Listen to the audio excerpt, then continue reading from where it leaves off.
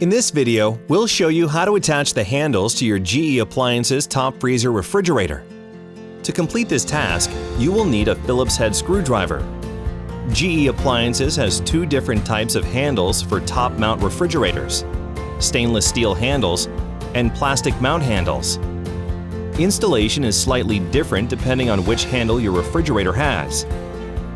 Begin by attaching the two included handle fasteners to the upper and lower food compartments. If you have stainless steel handles, use the included Allen wrench to tighten the top screw to the handle fastener. Open the upper door, then attach the bottom of the upper door handle with the included screws. Now open the lower compartment door and attach the top of the handle with the screws included with the refrigerator. Then use the included Allen wrench to tighten the bottom screw onto the handle fastener.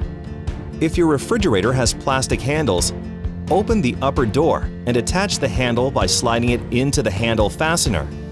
Attach the bottom of the upper door handle with the included screws. Now open the lower compartment door. Slide the handle into the handle fastener and secure the top of the handle with the included screws. To finish installation, insert a plug into the fastener hole on the door opposite of the fresh food handle.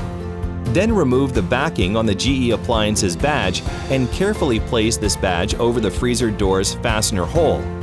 For more information about our products, visit geappliances.com and be sure to subscribe to our YouTube channel for the latest updates, recipes, and more.